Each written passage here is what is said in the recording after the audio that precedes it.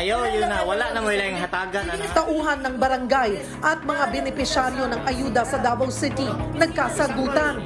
Ibinigay daw ng buo ang ayuda sa mga benepisyaryo noong una. Pero kalaunan, hiningan daw ang mga benepisyaryo ng tig 2,000 piso. Kung bakit at anong kinahinatnan niyan, abangan dito sa Frontline Pilipinas. Live mula sa himpilan ng News 5. Simulan na ang balitaan dito sa Frontline Pilipinas.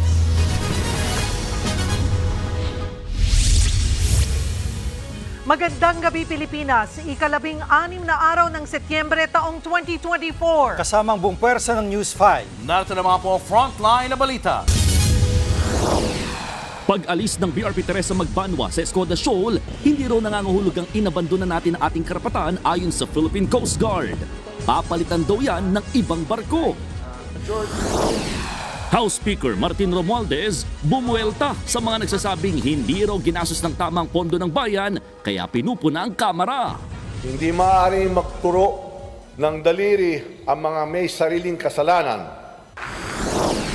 Pangulong Bongbong Marcos, emosyonal ng talakayin ng issue ng malawakang sexual abuse at exploitation sa mga bata dito sa bansa. And accompanying those tears that I just shed was a deep sense of shame because we have not done enough. Malakas na ulan at baha na merwisyo sa ilang lugar sa Luzon at Visayas. Mga pasahero ng isang fast craft napaiyak sa tindi ng alon.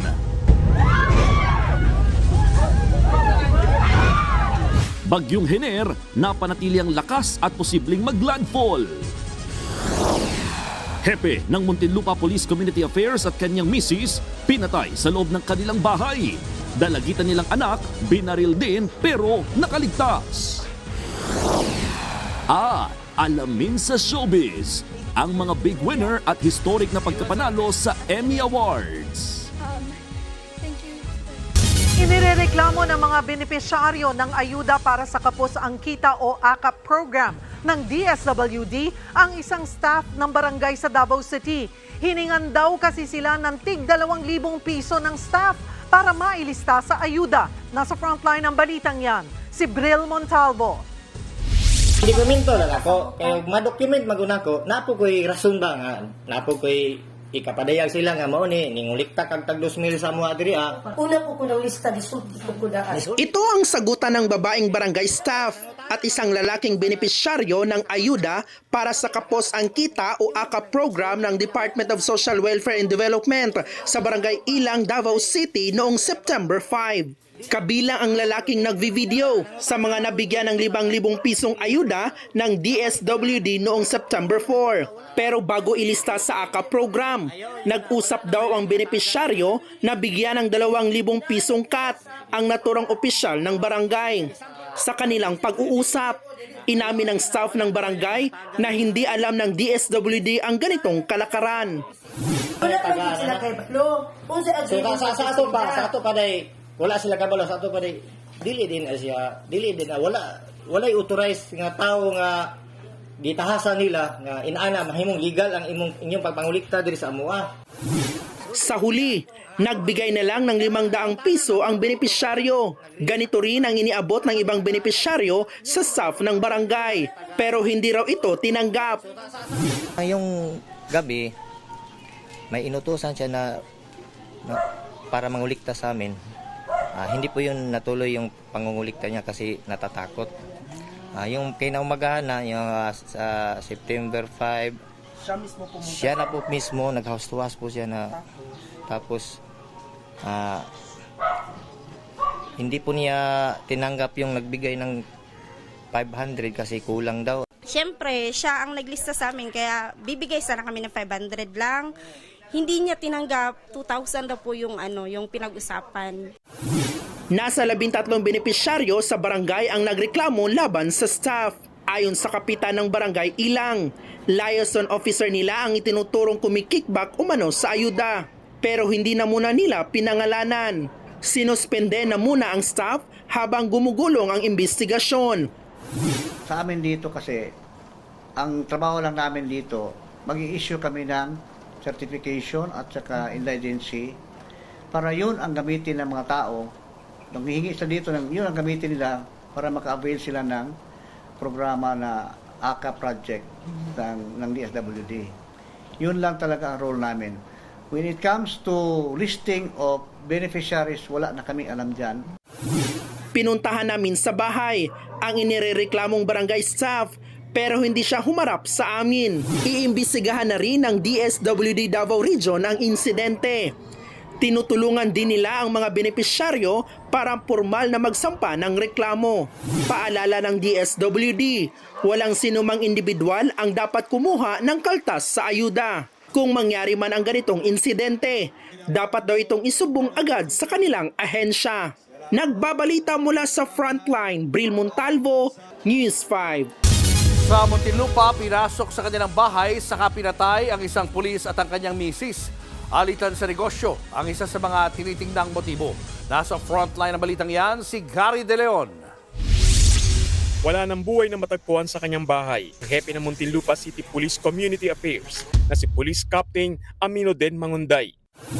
Dead on the spot siya sa isang tama ng bala sa ulo. Patay rin ang kanyang asawa na si Mary Grace Mangunday na binaril din sa likod ng ulo.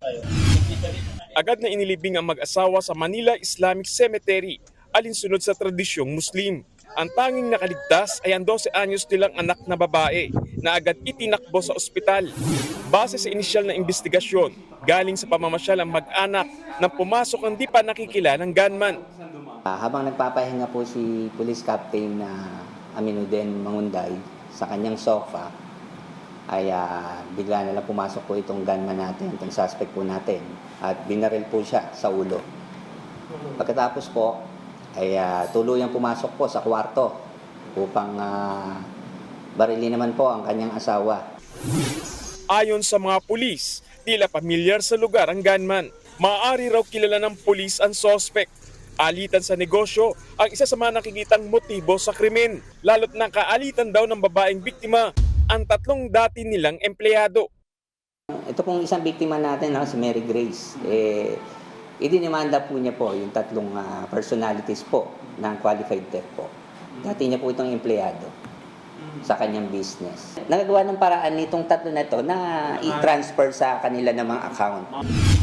Bilang pagluluksa, inilagay sa hapmas ang watawat ng police station ng Muntinlupa City at nag-alay rin ng misa ng pasasalamat at panawagan ng hustisya. Nagsagawa naman ng manhunt operation at backtracking ng mga CCTV ang Southern Police District.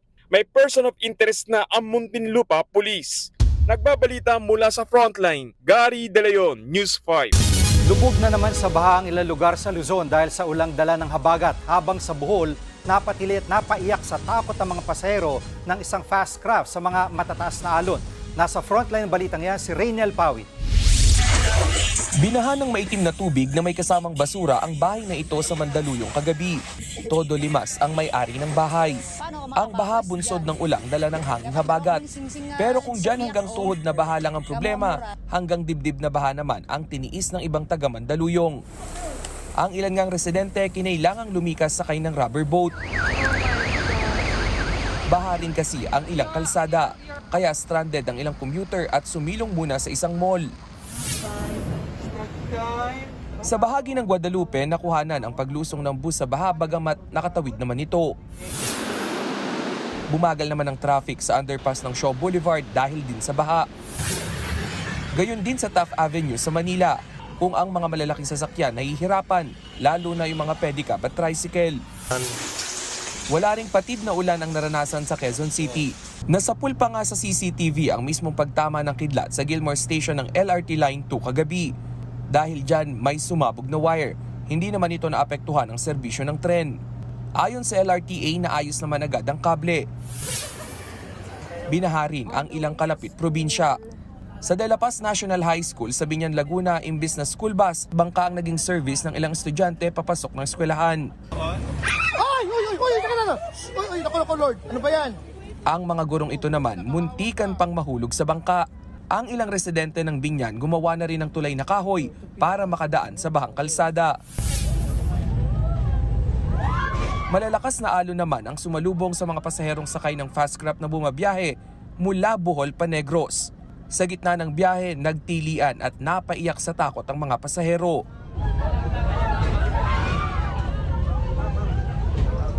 Ramdam ang pag-uga ng sasakyang pandagat at kita ang hampas ng alon. Sa Busuanga, Palawan, isang bangka ang pinatoob ng alon. Nire-recover ito ng mga rescuer pero kinakalaban nila ang malakas na hampas ng hangin. Wala namang nasaktan. Nagbabalita mula sa frontline, Rainiel Pawid, News 5. Sa ibang balita, nanindigan ng Philippine Coast Guard na hindi porket umalis sa Escoda Shoal ang BRP Teresa Magbanwa, inabandona na natin ang ating karapatan. Papalitan daw natin yan ng ibang barko. Nasa frontline ng balitang niya, si Maricel Halili. Matapos ang halos 5 buwang pagbabantay sa Escoda o Sabina Shoal sa West Philippine Sea mula noong Abril, umuwi na kahapon sa Palawan ang BRP Teresa Magbanwa ng Philippine Coast Guard. Agaw pansin sa barko ang malaking butas sa gilid na tinakpan lang ng plywood. Nakuha yan ng barko ng Itaboy at banggain sila ng China Coast Guard vessel nitong Agosto. Ayon sa PCG, bumalik sa Palawan ang BRP Teresa Magbanwa dahil sa matinding sama ng panahon. Kinapos na rin daw sila sa supply ng pagkain at inuming tubig. Kaya 3 sa 4 na crew na nagkasakit sa barko ang kinailangang i-stretcher at isugod sa ospital pagdating sa Pantalan. Ang 3 tropa natin ay na-diagnose ng ating doktor on board, dehydrated dahil sa kakulangan ng tubig and of course the nutritious food, no? Gaya nga na sinabi ng commanding officer kahapon, ang kinain lang nila for almost 3 weeks ay lugaw. Bago bumalik sa Palawan, una nang hiniling ng China sa ikalawang Bilateral Consultation Mechanism o BCM nung nakaraang linggo ang pagbaklas ng barko natin sa Escoda Shoal. Sa bagong pahayag nila kahapon, muling iginiit ng China Coast Guard na iligal ang pananatili ng Pilipinas sa Escoda na inaangkin at tinatawag nilang Xi'an Bin Reef. Sagot naman ng PCG at ng National Maritime Council, tayo ang may karapatan sa bahura. Kaya hindi raw tayo basta magpapadala sa panggigipit ng China. We have not lost anything. We did not abandon anything. Escoda Shoal is still part of our exclusive economic zone. We can deploy vessels anytime we like. We can go there anytime we like. Ipak hindi. Nagmatigas tayo during the meeting sa Beijing. Our DFA stated that our presence will be maintained in the shoal. So it's not a withdrawal. Sa pag-alis ng BRP Teresa Magbanwa, hindi naman maiwasan mangamba ang isang defense analyst sa posibilidad na samantalahin ito ng China. It will repeat the mistakes of Scarborough Shoal, wherein the Pinoy administration withdrew the vessel thinking that the Chinese would act in good faith. Instead, the Chinese stayed permanently na, and they've been there since 2012. Pagtitiyak naman ng PCG, babalik sila sa Escoda. Kampante rin silang hindi agad makakapag-reclamation ang China sa lugar. The reclamation would take 4 years. Kung mawala ba tayo ng 1 araw, 2 araw, 3 1 linggo, makagawa na sila ng runway, right? It doesn't go that way. Nasa 137 square kilometers ang lawak ng Escoda Shoal. Katumbas ito ng pinagsama-samang Caloocan, Maynila, Malabon at Navotas. Dahil sa lawak nito, marami itong pwedeng daanan na papasukan ng ating barko na hindi kayang bantayan ng China. Hindi ito tulad ng Bajo de Masinloc na iisa lamang ang entry point. Base naman sa pinakahuling monitoring, nasa 11 Chinese militia vessel na lang ang naiwan sa Escoda Shoal. Pero papunta na raw ulit doon ang isa pang barko ng Pilipinas na magsisilbing kapalit ng BRP Teresa Magbanwa. Nagbabalita mula sa Frontline, Maricel Halili, News 5. Nagsisiksikan sa mga evacuation center ang nasa 2,000 pamilyang nasunugan sa Tondo, Maynila. Sa dami ng mga evacuees, kulang na ang mga tent. Nasa frontline na balitang yan, si Laila Pangilinan. Mainit at masikip. Ganito ang sitwasyon sa covered court ng Barangay 105 at 106 na nagsisilbing evacuation center ng ilan sa mga nasunugan sa Aroma Road 10 nitong Sabado. Sa sobrang siksikan, ang iba sa kanila binigyan ng modular tent na tinayo nila sa labas ng court o kaya naman sa bangketa. Naabutan pa namin si Cynthia na nakikipag-agawan sa mga damit na ipinamimigay sa kanila. Nakakuha siya ng ilang sando at isang malaking tela na ilalatag daw nila sa sahig ng tent para hindi sila mabasa kapag umulan ng malakas. Di ba yung tubig dyan? Pumapasok po rito. So parang nabaha kayo. Ang ibang nasunugan naman, pansamantalang nanunuluyan sa General Vicente Lim Elementary School. Dahil dyan, suspendido ang klase sa paaralan hanggang bukas. Kung sa 2 covered court, kulang ang tent. Dito naman, meron, pero hindi sapat sa dami ng evacuees. Nasa higit 1 di pa lang ang size ng bawat tent dito sa evacuation center. Na nagsisilbing hamon naman para sa mga evacuees natin dahil dapat 3 hanggang 4 na pamilya ang pagkakasyahin sa loob ng isang tent. Karamihan sa mga tent dito, mga bata lang ang natutulog sa loob, habang nasa labas ang mga matatanda na naglatag na ng karton. Hindi naman na nakipag-agawan sa tent si Ednalyn at pumwesto na lang sa isa sa mga pasilyo ng paaralan.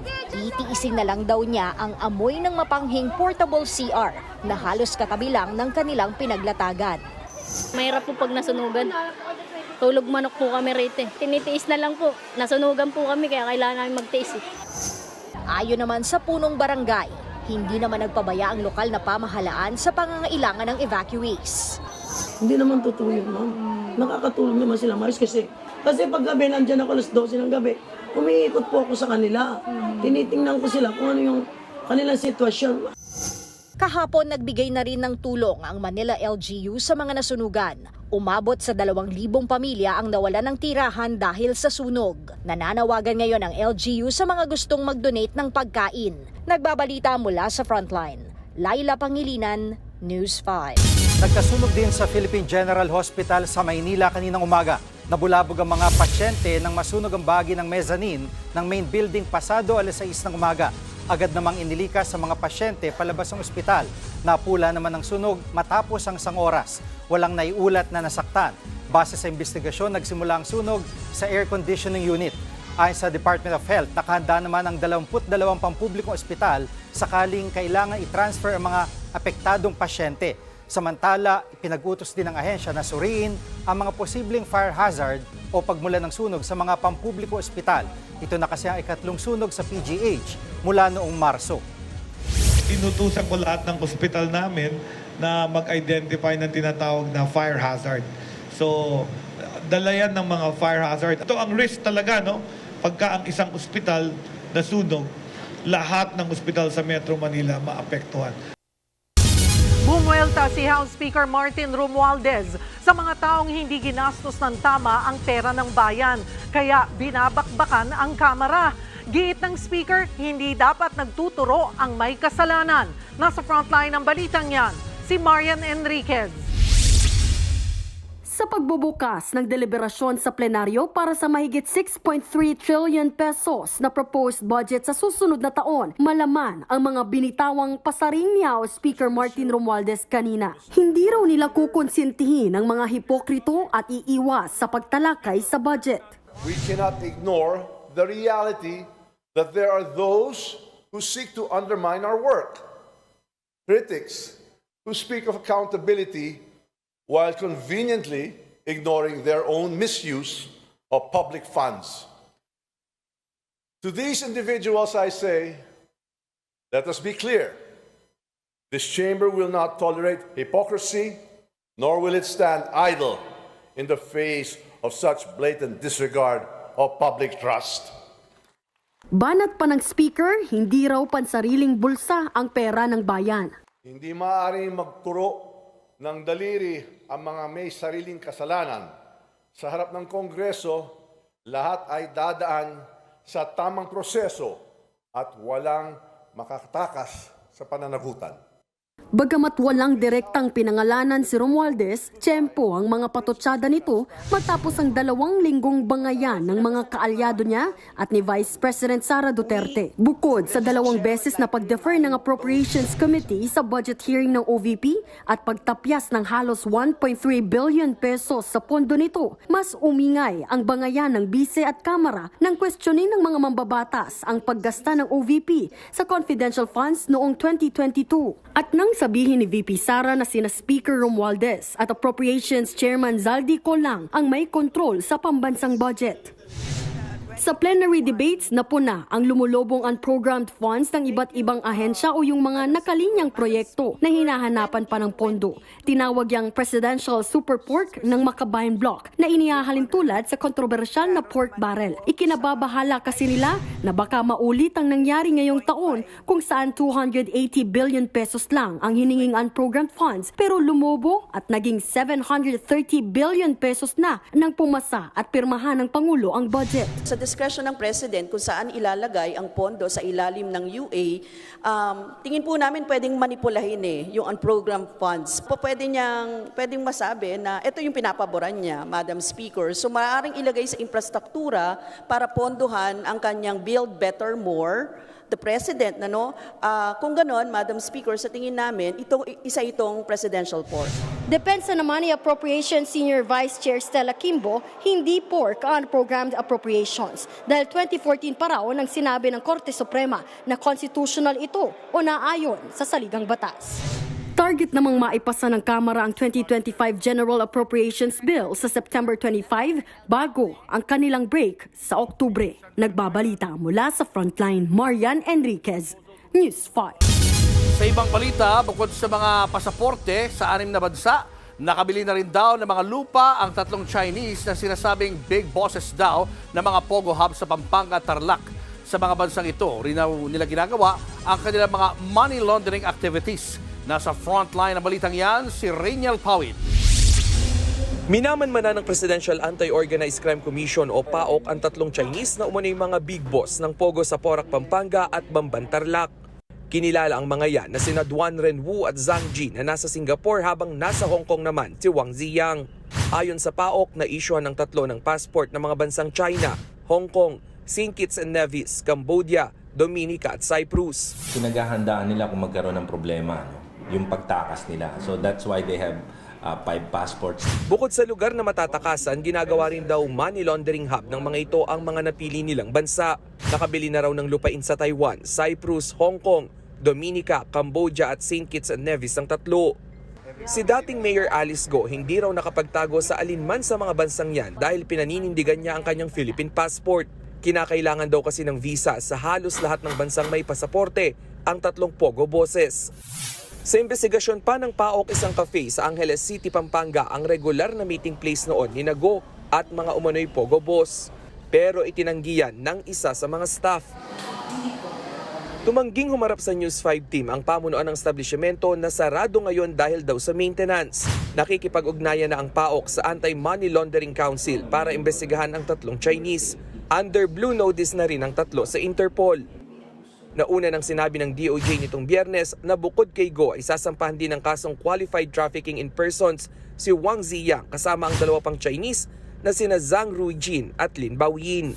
Nagbabalita mula sa Frontline, Rainiel Pawid, News 5. Ibinunyag ng cardiologist at health advocate na si Doc Willie Ong na nakikipaglaban siya sa sakit na sarcoma, isa itong uri ng cancer sa muscle. Ayon naman sa isang oncologist, karaniwan man ang cancer na ito, mahirap daw itong gamutin. Nasa frontline ng balitang yan si Mon Gualdes. Pagbibigay lang ako ngayong araw ng mga tips tungkol sa hyperacidity, masakit ang sikmura. Naging kilala sa social media ang cardiologist at health advocate na si Doc Willie Ong dahil sa pagbibigay niya ng mga payong medikal kung paanong makakaiwas sa iba't ibang uri ng sakit. Pero nung Sabado, nagulat ang publiko at kanyang followers sa vlog ni Doc Willie. Ibinunyag niyang tinamaan siya ng isang uri ng cancer.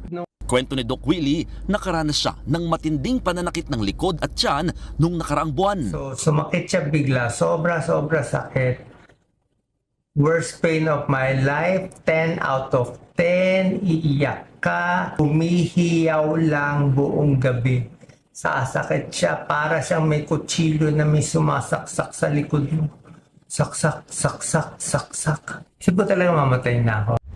Dahil sa sakit na nararamdaman, sinugod sa ospital si Doc Willie. Dito nakita na may bukol siya sa tiyan.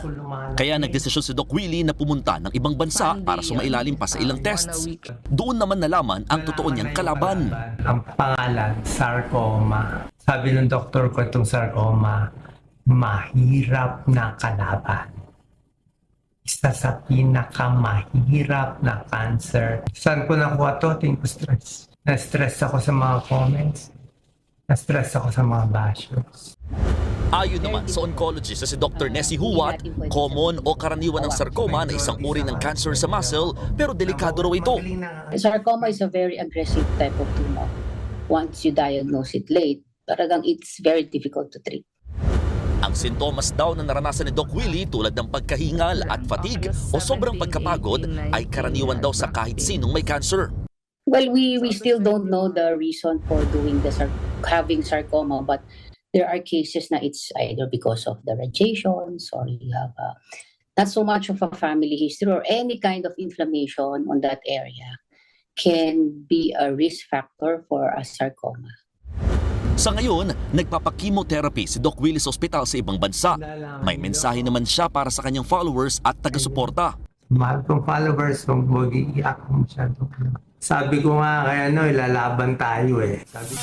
Matatanda ang kumandidato sa pagka-Vice President ng 2022 elections, si Doc Willie. I'm ready to fight. Nagbabalita mula sa Frontline, Mon Gualvez, News 5. Susunod, isang health spa sa Makati City. Pinalalabas na bakunado kontra Mpox ang kanilang mga masahista kahit wala pa namang Mpox vaccine sa Pilipinas. 45 pesos kada kilo na bigas sa mga palengke, hindi pa rin mabenta. Karning baboy matumal naman dahil sa takot sa African swine fever. At mga scalper, hindi uubra sa charity concert ni Olivia Rodrigo dito sa Pilipinas. Abangan ang lahat ng yan sa pagbabalik ng Frontline Pilipinas.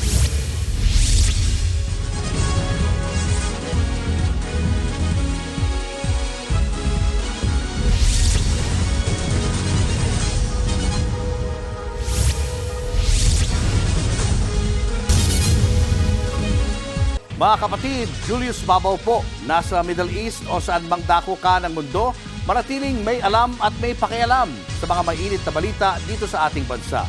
Simulan po natin ang bawat araw sa tuloy-tuloy na balitaan sa Frontline. Mag-follow at mag-subscribe sa social media pages ng News 5.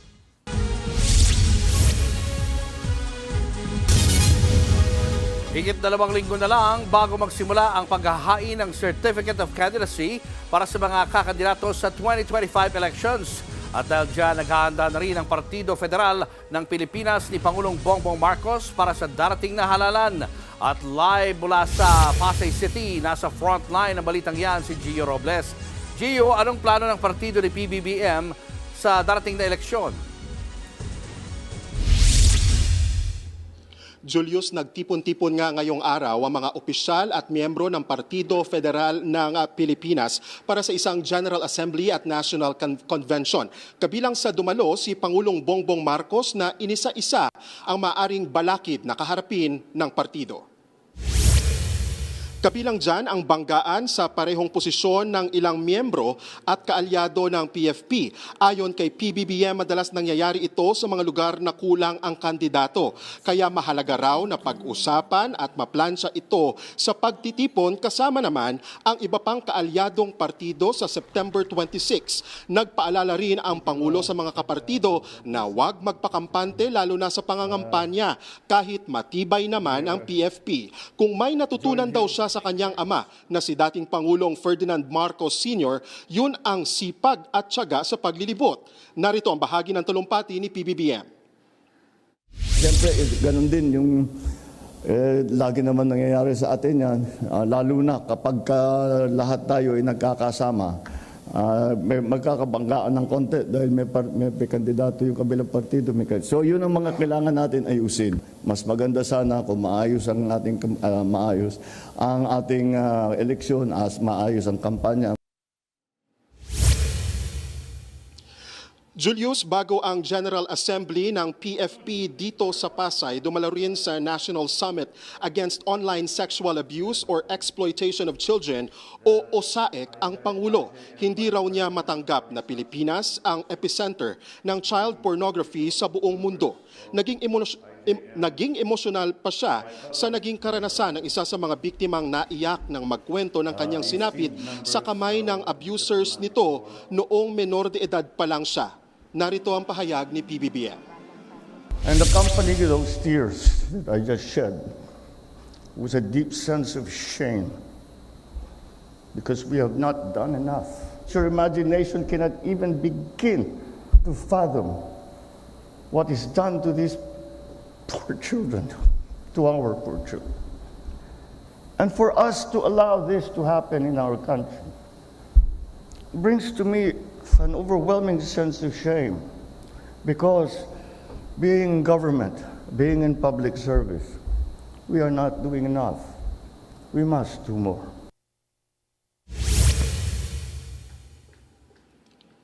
Julius, naniniwala si Pangulong Bongbong Marcos na may magagawa ang pamahalaan, katuwang ang mga ahensya ng gobyerno maging ng pribadong sektor para matuldukan ang patuloy na pagtaas sa bilang ng kaso ng sexual abuse sa mga bata. Samantala, balik dito sa National Convention at General Assembly ng PFP, kanina nga ay formal nang nanumpa ang mga opisyal sa partido sa pangunguna ni Pangulong Bongbong Marcos bilang National Chairman.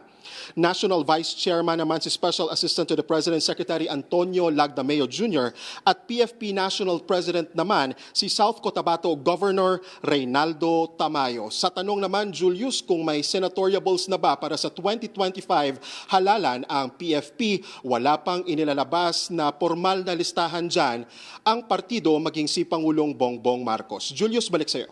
Maraming salamat, Gio Robles. Sa ibang balita, simula Oktubre, pagmumultahin ng 1,000 hanggang 5,000 piso ang mga motoristang daraan sa mga expressway ng walang RFID sticker. Yan ay kung marisolba na ang issue sa pagpapatupad ng cashless toll collection. Nasa frontline ng balitang yan si Gerard de la Peña. Mahaba ang pila ng mga sasakyang nagpapakabit ng RFID sticker sa Kawit Toll Plaza ng Manila-Cavite Expressway o Cavitex. Sinimula na kasi ang dry run para sa pagpapatupad ng cashless toll collection sa nasabing expressway noong Sabado. Ibig sabihin, mga sasakyang may RFID sticker lang ang maaaring dumaan. Isa raw yung paraan para mas mapabilis ang transaksyon sa expressway. Ang dulong lane na ito ay yung dating cash lane dito sa Kawit Toll Plaza. Sarado na ito sa ngayon. Ang nakikita naman nating pila dito ngayon ay yung pila ng mga sasakyan na wala pang RFID sticker. Pinapatawid naman sila ng toll gate pero inuobliga pa rin sila na magpa-install. Wala pa namang pinagmumulta sa ngayon pero oras na ipatupad ng Department of Transportation ang cashless toll collection sa lahat ng expressway. Pagmumultahin na ang mga sasakyan na wala pang RFID stickers. 1,000 piso sa first offense, 2,000 piso sa second offense, at 5,000 piso sa pangatlo at mga susunod pang offense. Kung papasok sa expressway at walang sapat na load ang RFID account, maaring mapagmulta ng 500 hanggang 2,500 pesos ang isang motorista. Pero dry run pa lang, may hinaing na ang ilang motorista. Dapat maglagay pa rin kayo ng isang lane, tag-isa, na may cash kasi hindi naman lahat ng tao from nadaan ng Cavite is taga Cavite. Iba, taga probinsya, nakikidaan lang. Paano yun? Minsan kasi totoo ang challenge kapag dumaan dyan. Parang ako kasi halimbawa yung RFID ko medyo sira yata yun. Nagdo-double pay ako. Kaya minsan baka akala nila wala akong load pero meron naman talaga. Kaya medyo hassle yung ganun. Sagot naman dyan ng Toll Regulatory Board. Isang paraan para matukoy ang mga issue ay sa isinasagawang dry run. Dito kasi makikita kung handa na ba ang lahat para sa cashless transaction. Yan naman po ay ating isinasagawa sa mga toll plazas na sa tingin natin ay kailangan ng mai-test mabuti. Saturation test ang tawag namin dyan na ang pakay po niyan upang makita natin at malaman natin kung ano pa ba ang mga kailangan ayusin. Handa naman daw ang TRB na pakinggan ang mga hinaing ng mga motorista at iba pang stakeholder sa isang public consultation bukas. Kung maresolba ang lahat ng issue, target na itong ipatupad sa Oktubre. Nagbabalita mula sa Frontline, Gerard de la Peña, News 5. Aprobado na ang aumento sa arawang sahod ng mga manggagawa sa pribadong sektor sa Calabarzon at Central Visayas. Ayon sa Regional Tripartite Wages and Productivity Boards ng dalawang rehiyon, ipatutupad simula September 30 ang 21 pesos hanggang 75 pesos na dagdag sa arawang sahod ng mga manggagawa sa Calabarzon, habang 33 pesos hanggang 43 pesos naman ang dagdag sa arawang sahod ng mga manggagawa sa Central Visayas simula October 2. Alinsunod yan sa direktiba ni Pangulong Bongbong Marcos na suriin muli ang dagdag sahod sa mga manggagawa 1 taon matapos ang huling pagpapatupad nito.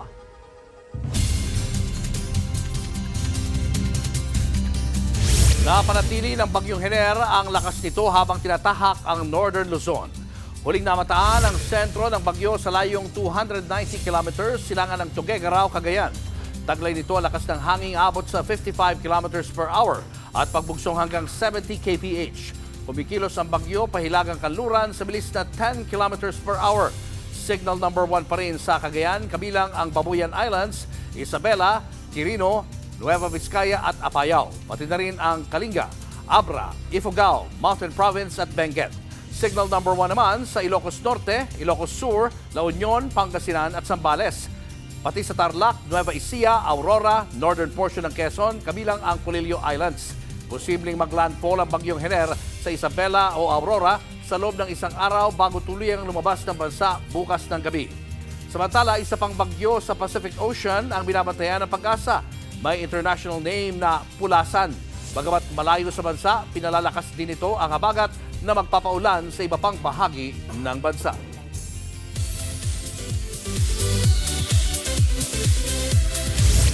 Pasadahan na natin ang mga showbiz update ngayong Lunes. Trending ngayon si Olivia Rodrigo dahil sa bagong rule sa pagbili ng tickets contra scalpers para sa upcoming God's Tour concert niya sa bansa. Sa instruction sa bentahan ng ticket, non-transferable ang mga ticket at ang bawat isa nito may print ng pangalan ng bumili. Tanging ang nakapangalan lang din dito ang papayagan sa venue kasama ang mga companion ng ticket owner. Kaya kailangan na magdala ng valid ID. Hindi tatanggapin ang mga ticket na binili lang sa mga reseller. Kaya dapat na bumili lang sa smtickets.com. Maaaring ma-void ang mga ticket na dadayain o kaya naman mula sa reselling. Ang mga tanong tungkol sa reselling at pagbili ng ticket sa third-party platform ay hindi naman papansinin. Ang rules na yan inilabas kasabay ng pagbebenta ng ilan ng nabili na nilang tickets sa concert sa mas mahal na halagang hanggang 10,000 piso. Itong Sabado lang nang buksan ang online selling ng tickets na sumipa pa hanggang mahigit 700,000 ang queue. Sa October 5 nagaganapin ang first ever concert sa bansa ng Phil-Am singer. 1,500 pesos lang ang kada ticket na may bahagi pang mapupunta sa charity. In their busiest era ng araw, ang ating P-pop kings na SB19. Nitong weekend, nakisaya sila sa kanilang mga 18 sa isang fan meet sa Maynila. Dito na rin nila ipinagdiwang ang birthday ni SB19 leader Pablo. Share ng grupo, abala sila sa international screenings ng kanilang docu-film na Pagtatag. Sabay pa rin yan ang kanilang paghahanda para sa nalalapit nilang anniversary concert next month. Yun po yung preparations po namin. Parang hinog naman po na yung yung mga ipa-perform namin at ihahanda. So confident na po kami na matutuwa po at mabibigyan namin sila ng magandang performance. Isa pang nag-celebrate kasama ang kanilang fans, si Bini Colette. Sinakto ang celebration sa fan meet ng ating Nations Girl Group sa World Trade Center sa Pasay. Bago ang mismong pagbati kay Colette, ang grupo naghandog ng ilang special numbers para sa kanilang blooms. Puspusan na rin ang kanilang preparation para sa kanila namang sold-out Grand Biniverse sa November.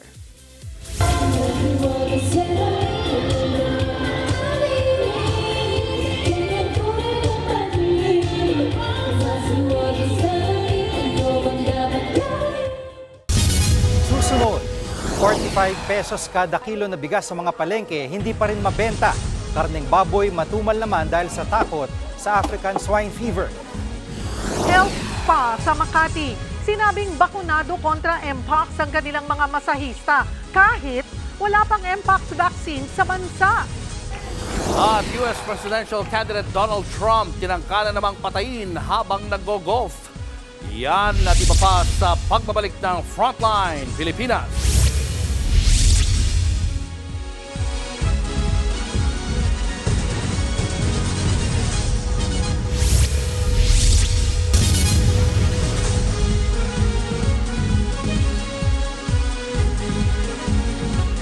Mga kapatid, Julius Babaw po. Nasa Middle East o sa amang dako ka ng mundo, manatiling may alam at may pakialam sa mga may init na balita dito sa ating bansa. Simulan po natin ang bawat araw sa tuloy-tuloy na balitaan sa Frontline. Mag-follow at mag-subscribe sa social media pages ng News 5.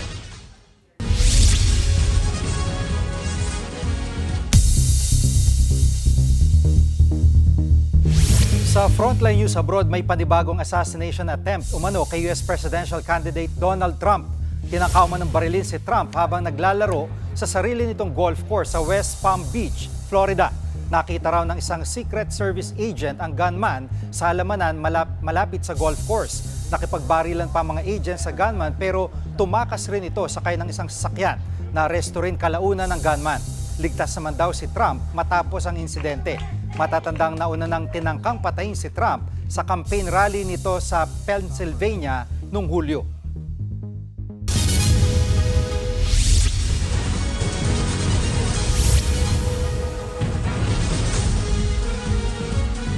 Mga kapatid, Jiggy Manikad po, nasa Middle East o saan mang dako ka ng mundo, manatiling may alam at may pakialam sa mga mainit na balita dito sa ating bansa.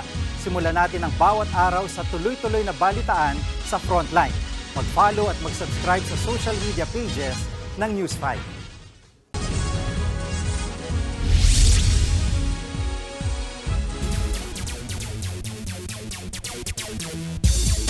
Nagdaos ang countdown concert sa Malacanang para sa pag-host ng Pilipinas ng 2025 Men's World Volleyball Championship. Present sa event si Pangulong Bongbong Marcos at ilang opisyal ng Philippine National Volleyball Federation o PNBF. Ayon kay Local Organizing Committee Co-Chair at PNBF Chairman Emeritus Senator Alan Peter Cayetano, magbubukas ang hosting ng torneo ng mas malaking oportunidad para sa bansa maging sa paghatak ng mga turista. Idaraos ang Volleyball Championship sa September 2025 sa Big Dome at Mall of Asia Arena. Makakalaban ng Alas Pilipinas sa Pool A ang mga kupunan ng Iran, Egypt at Tunisia. Nagpasalamat naman si Cayetano sa suporta ni MVP Group Chairman Manny V. Pangilinan para sa event. We'd like to thank talaga MVP Mr. Pangilinan kasi hindi lang sa basketball, sa ibang sports, grabe ang support.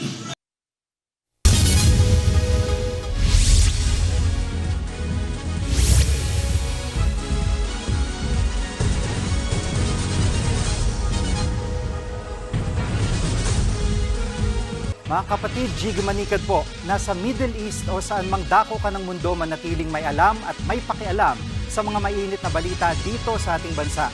Simulan natin ang bawat araw sa tuloy-tuloy na balitaan sa Frontline. Mag-follow at mag-subscribe sa social media pages ng News 5.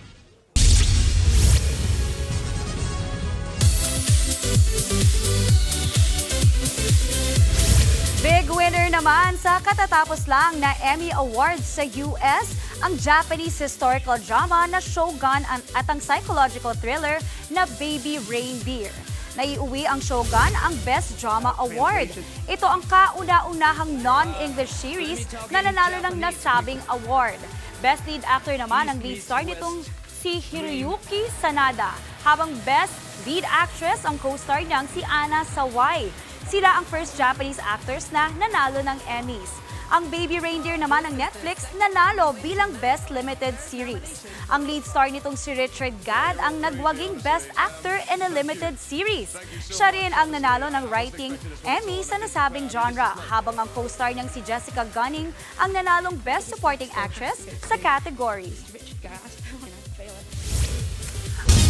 Sa pagpapatuloy ng mga budget hearings, nainis na si Senador Ronald Bato de la Rosa sa Department of Budget and Management. Dahil yan sa sumbong ng Dangerous Drugs Board na kulang ang pondo na ibinigay sa kanila.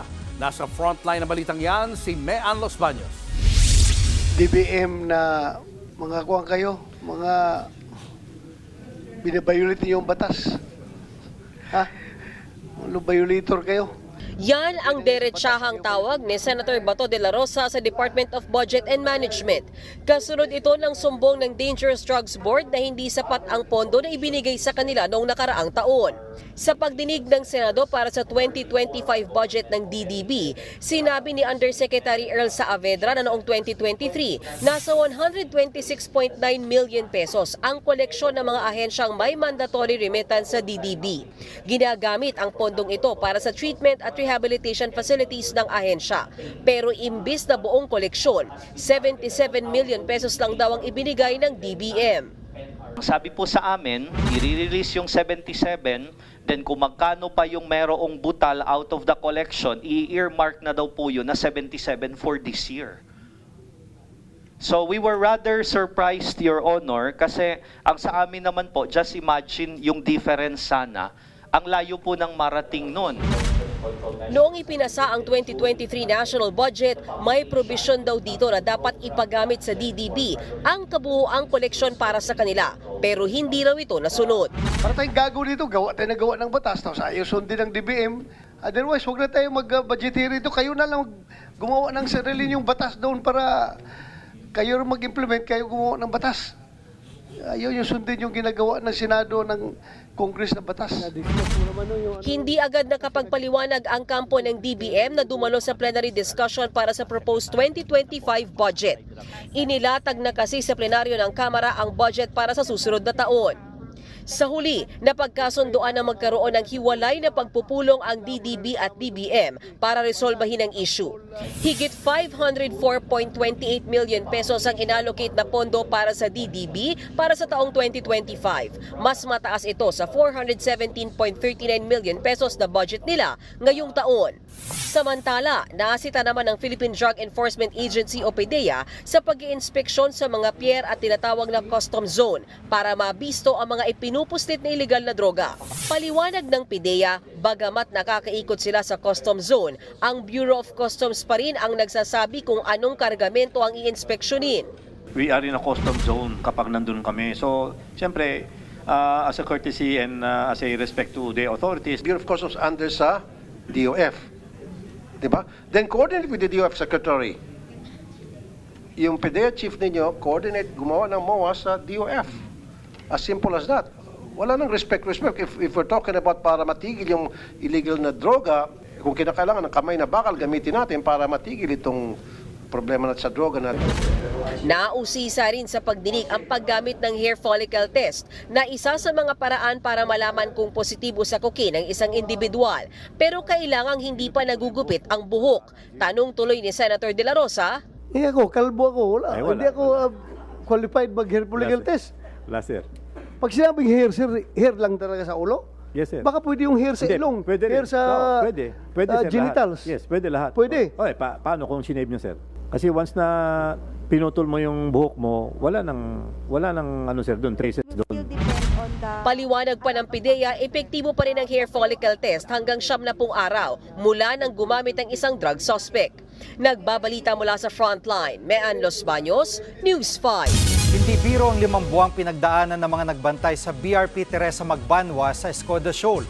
Dehydrated ang ilan sa kanila at umasa na lang daw sa tubig ulan at tubig na tumutulo mula sa aircon. Live mula sa Puerto Princesa, Palawan, nasa frontline ng balitang yan si Brian Basa. Brian, kumusta na dyan?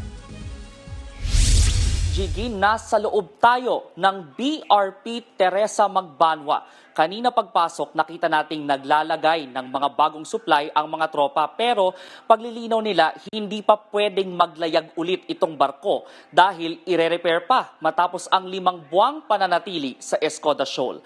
Personal na ikinuwento sa News 5 ni Lieutenant Commander Efren Duran ang kanilang naging buhay sakay ng BRP Teresa Magbanwa.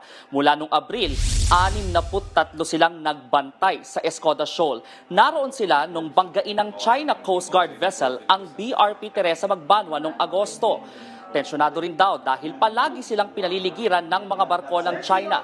Bukod dyan, malaking hamon din sa kanila ang manipis na supply ng pagkain at tubig.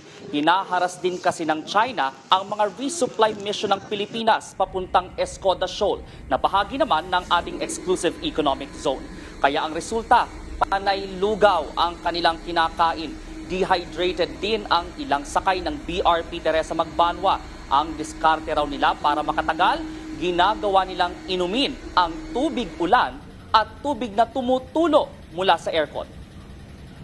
So para siyang distilled water kasi parang moist siya, dadaan siya sa filter. Is dahil doon sa moist na yun, nag-create kami ng tubig is nakaka-produce kami ng tubig ng siguro mga 4 na bote na pang-inom sa loob ng 24 hours. Hindi naman namin sila pinoprovoke. So, nagtatrabaho lang kami doon. Walang mga aggression kaming ginawa sa kanila. At sa pagpayag ni Lieutenant Commander Duran, heto ang medalyang tinanggap niya para sa misyon, ang Distinguished Service Medal and Ribbon. Para sa kanya, tanda ito na sa kabila ng hirap na kanilang dinanas sa BRP Teresa Magbanwa sa Escoda Shoal, nakahanda raw silang bumalik doon kung kinakailangan para maprotektahan ang ating karapatan. Balik sa inyo. Maraming salamat, Brian Basa. Bantay Mpox naman po tayo. May 3 panibagong kasong naitala ang DOH. Kasunod niyan, ikinabahala ng ahensya ang post ng isang spa na bakunado na raw ang kanilang mga staff kahit wala pang bakuna kontra Mpox dito sa Pilipinas. Nasa frontline ng balitang yan, Simon Gualvez. Ito ang poster ng isang health spa sa Makati City. Nakasaad dito na bakunado kontra sa sakit na Mpox ang lahat ng massage therapist nila. May disclaimer naman ng kumpanya na pribadong medical provider daw ang nanguna sa pagbabakuna sa kanila. Pero teka muna, paano silang mabakunahan kung wala pa namang nade-deliver na Mpox vaccines dito sa Pilipinas? Ayon sa Department of Health, all vaccines, whether public or private, to enter the Philippines must be registered with the Philippine FDA. Once it's not, it's considered contraband or smuggled. Pag in-inject sa iyan at may nangyari, sino ang hahabulin ko? So kaya kailangan rehistrado sila, kahit private sector pa yan, dahil pag nagkaroon ng komplikasyon, adverse reaction o may namatay from the vaccination, mahahabol natin yung tinatawag na kumpanya. Idudulog ng DOH sa National Bureau of Investigation o NBI ang naturang post at kung ano mga pwedeng isampang kaso laban sa kumpanya. Wala pang tugon ng health spa tungkol dito. Base sa kasunduan sa World Health Organization, prioridad sa bakuna ang bansang Democratic Republic of Congo na may mataas na kaso ng Mpox. Pero nag-request na ang DOH ng 2,500 vaccines. Ngayong taon, 18 na ang tinamaan ng Mpox sa Pilipinas. Kabilang dyan ang 3 bagong kaso. 2 ay mula sa Calabarzon habang isa sa Metro Manila. Lahat sila lalaki. Gumaling naman na raw ang 5 sa Mpox cases habang naka-home isolation ng iba. Ayon sa DOH, walang dapat ikabahala dahil kontrolado nila sa ngayon ang pagkalat ng Mpox. Nakikita nyo, napakadaling i-control ng Mpox. I don't need a vaccine to control it. With good public health, yung tinatawag nating prevention, detection, isolation, na prevent yung pagkalat niya. Unlike yung sakit na airborne. Libre ang pagpapatest para malaman kung positibo sa Mpox. Bukod sa Research Institute for Tropical Medicine o RITM, pwede na rin magpatest sa East Avenue Medical Center sa Quezon City. Tuloy-tuloy din daw ang training para sa testing sa iba pang malalaking ospital. Nakakahawa ang Mpox kapag ang isang positibo nito ay nagkaroon ng skin-to-skin contact o kahit ang mga nagamit itong tela ay nadikit din sa iba. Bukod sa Mpox, binabantayan din ngayon ng DOH ang tumataas na kaso ng dengue.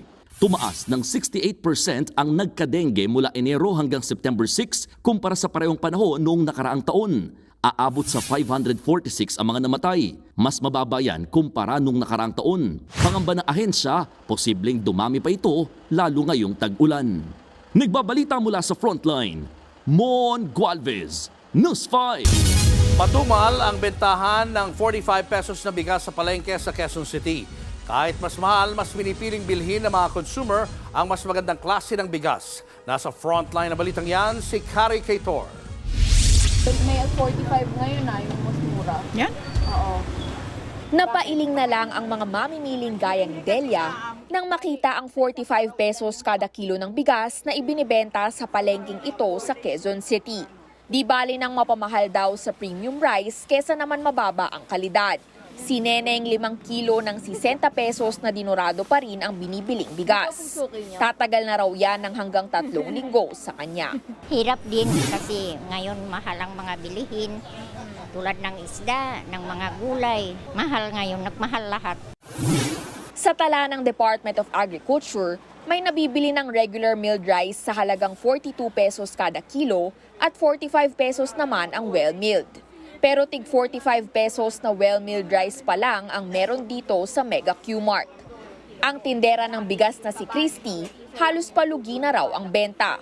Pumapatak kasi sa 44 pesos kada kilo ang kanyang puhunan. Kumbaga, parang ano na lang, makatulong na lang sa mga mamimili. Sa kalagitnaan ng Oktubre, inaasahan ng DA na bababa ang presyo ng bigas. Paliwanag ni Agriculture Secretary Francisco Chu Laurel, tonelada pa ng mas mahal na imported rice ang kailangang mapaubos sa merkado. Pumasok kasi ang mga ito sa bansa bago ipatupad ng gobyerno ang mas mababang taripa sa inangkat na bigas noong Hulyo. You can imagine that from January to June, almost 400,000 tons a month ang pumasok. So that has to be, but then the monthly consumption that we need for imported rice is only 320,000. There's an excess of about 80,000 tons a month for buffer stocking. So that has to be finished. Ang kaso, nagkakaroon daw ng delay sa pagpasok ng murang bigas, bunsod din ng kakulangan ng mga port sa bansa.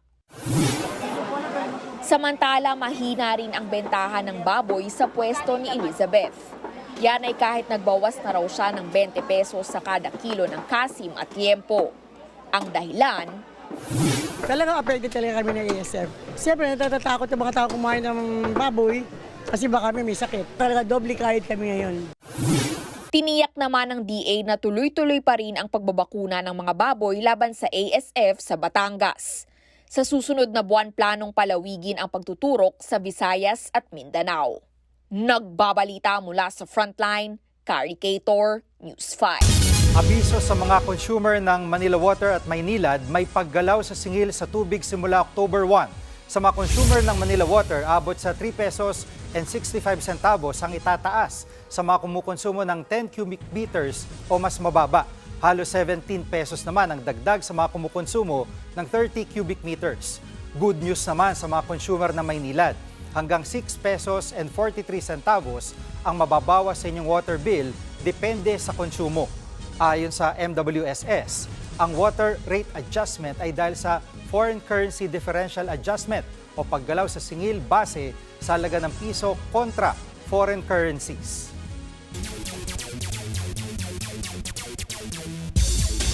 Nangibabaw ang San Miguel Beermen sa tapatan nila ng sister team na Barangay Ginebra Gin Kings sa PBA Governors Cup.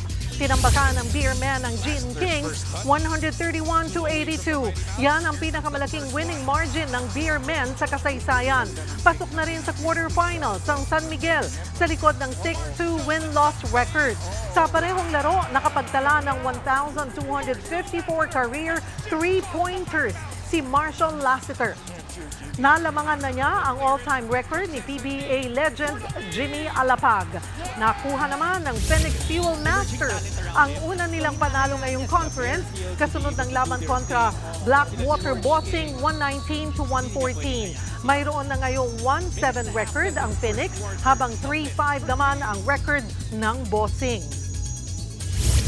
Nananatiling undefeated ang De La Salle Green Archers matapos tambakan ang kanilang rivals Ateneo Blue Eagles. Dikit pa rin ang laban sa unang dalawang quarter. Pero unti-unting lumayo ang Archers pagdating ng third sa panguna ni Kevin Kiambao. Nagtala siya ng 13 points at 13 rebounds para sa DLSU. Nakatatlong panalo na sa tatlong laro ang Archers.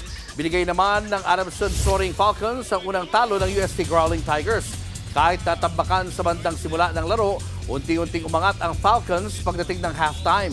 Nagpakawala pa sila ng 19-6 scoring run noong third quarter at mula noon ay tuloy-tuloy na ang momentum para sa Adamson. Pareho nang may 2 talo at 1 panalo ang Adamson at UST.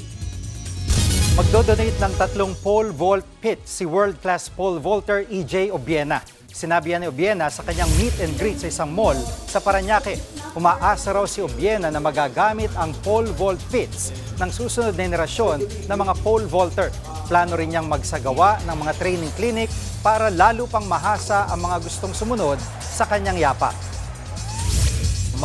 My key is I hope that this pits would be able to raise the next generation of pole vaulters. There's going to be coaches that are able to sustain this project. It's not like a one-time thing. I'm hoping this is going to be a long-term investment with good returns.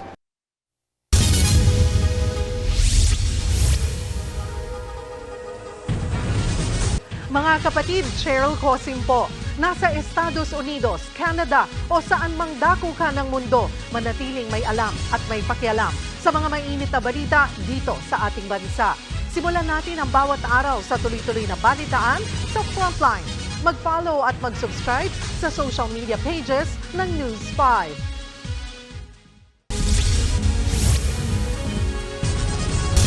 Nagsalita na si dating presidential spokesman Harry Roque tungkol sa pagpapa-aresto sa kanya ng Kamara matapos ipasight in contempt ng Quad Committee na nag-iimbestiga sa illegal na pogo.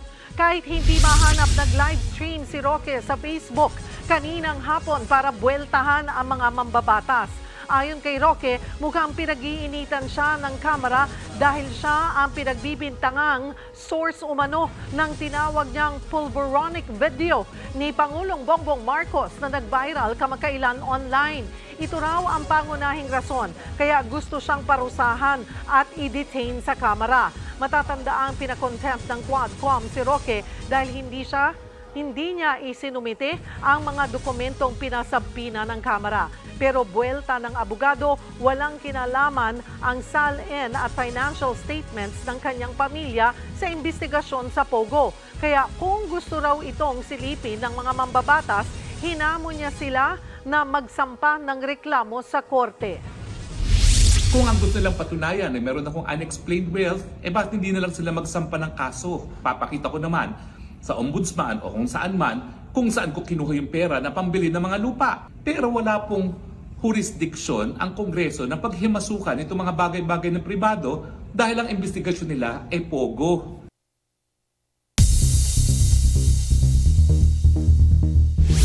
Sa Frontline News Abroad, lubog sa baha ang ilang bahagi ng Czech Republic, Nigeria at China kasunod ng walang patid na ulan. Sa Czech Republic, 8 na ang nasawi. Yan ang Frontline News Abroad ni Gerard de la Peña. Nalubog sa baha at putik ang malaking bahagi ng Czech Republic. Kasunod yan ng malakas na ulan sa bansa. Nagpalala pa sa baha ang umapaw na ilog na nagdurugtong sa Czech Republic at Poland. Kaya ang ending, malawakang flash floods. Higit 250,000 na bahay ang nasira dahil dyan. Gumamit na nga ng helicopter ang mga rescuer para sagipin ang mga stranded na residente. Sa huling tala, nasa 2,000 residente ang na-rescue habang 8 na ang nasawi. Yan na raw ang pinakamatinding naranasang pagbaha sa bansa sa loob ng 3 dekada. Ganyan din ang sitwasyon ngayon sa Northeast Nigeria. Dahil pahirapan ng pag-abot ng tulong sa mga residente, nakabangka na ang mga otoridad na naghahatid ng ayuda. Isa-isa nilang binabato sa mga bubungan ng bahay ang mga pagkain. Halos 1 linggo ng baha sa Nigeria dahil sa masamang panahon. Katunayan, 1 milyong individual na ang apektado. Dahil abala ang mga otoridad dyan, 300 bilanggo ang nakataka sa kasagsagan ng baha. 7 pa lang ang nahuhuli sa ngayon. Sinalanta naman ng bagyong Bebingka ang Shanghai, China. Sa lakas ng hangin doon, muntik nang tangayin ng isang rider sa kalsada. Nabunot at nagbagsakan din ng mga puno. Agad namang isinara ang mga establishmento sa syudad. Wala namang naiulat na nasaktan. Pero ang bagyong Bebingka na raw ang pinakamalakas na naranasang bagyo sa Shanghai sa loob na mahigit 7 dekada. Nagbabalita mula sa Frontline, Gerard de la Peña, News 5. I hate Taylor Swift. Yan ang giniit online ni dating US President Donald Trump. Pinost yan ni Trump 5 araw matapos endorso ni Taylor Swift si US Vice President Kamala Harris sa pagka-presidente. Una nang sinabi ni Swift na naniniwala siya sa pinaglalaban ni Harris matapos ang unang presidential debate nito kay Trump. Matatandang nag-post ng AI-generated na picture si Trump na ini-endorso siya ni Taylor Swift na agad namang pinasinungalingan ng pop star.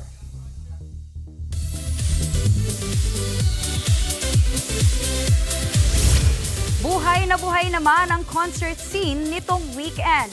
Ang Pinoy Reveloves nakisaya sa FanCon ng K-pop group na Red Velvet.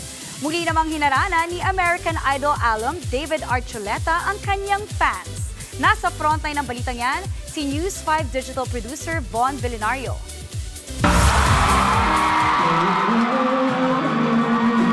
Nag-concert si Crush noong Sabado.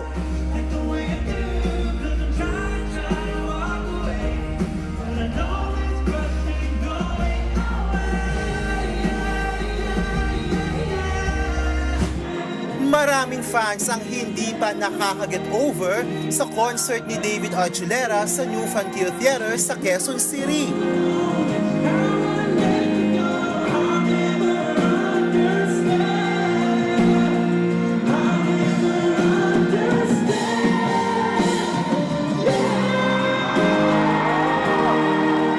Isa sa mga highlight ng concert ay ang duet ni na David at Morissette para sa kantang Die With A Smile ni na Bruno Mars at Lady Gaga. Nagka-problem pa sa mic si David kaya nag-share sila ni Morissette.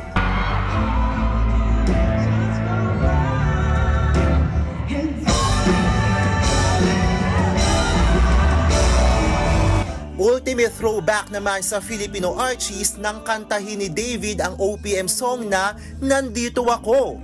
Yan din ang title ng teleseryeng pinagbidahan niya noon sa TV5.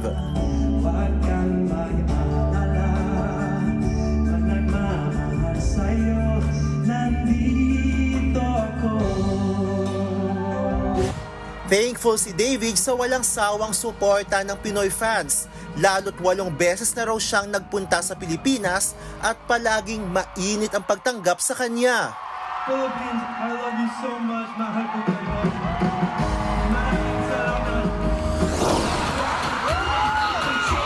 Noong Sabado rin, nag-concert sa Mall of Asia Arena sa Pasay City ang OGK Girls na Red Velvet. Solve na solve ang Reveloves na nakijamming sa kantang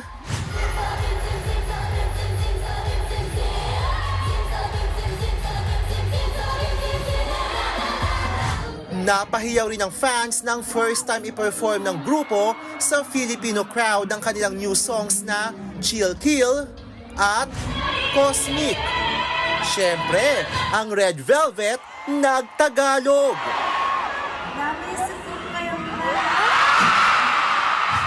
Mahal ko kayo! Sigaw! Ang fan ko na yan ay bahagi ng pagdiriwang nila ng isang dekada sa music scene. Nagbabalita mula sa frontline, Von Vilinario, News 5. Big buzz naman ngayon ang pag-alis ni Liza Soberano sa talent agency ni James Reid na Careless Music.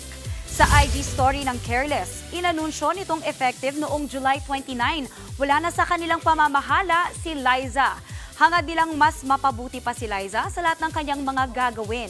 Bukod dyan, wala naman ng idinetalye kung ano ang naging dahilan ng pag-alis ni Liza sa nasabing ahensya. Wala pa ring pahayag kaugnay nito si Liza. Bago ito, ilang linggo na ring usap-usapan ang pag-alis ni Liza sa Careless. Sa ngayon, patuloy pa rin ang karera ng aktres sa Hollywood. At yan ang showbiz updates natin today ngayong Monday. Kita-kits bukas mga kapatid. Ako po, si Maui David. At mga kapatid, 100 days na lang. Pasko na. Wow! Countdown na. Ang bilis. Oo nga, ang bilis. 100 days. Ibig sabihin na mas traffic namin. Pwede, oo. Dito naman sa Manila kahit na hindi kayo. Tapos mas lalala pa. Totoo. Sanay na tayo dyan. At yan ang mga balita at impormasyon dapat niyong malaman sa araw na ito. Mga balita para sa may alam at may pakialam. Kami ang inyong mga kasangga sa Frontline Pilipinas.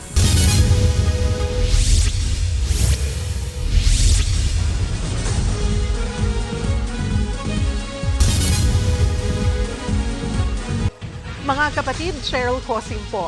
Nasa Estados Unidos, Canada o saan man dako ka ng mundo, manatiling may alam at may pakialam sa mga maiinit na balita dito sa ating bansa. Simulan natin ang bawat araw sa tuloy-tuloy na balitaan sa Frontline. Mag-follow at mag-subscribe sa social media pages ng News 5.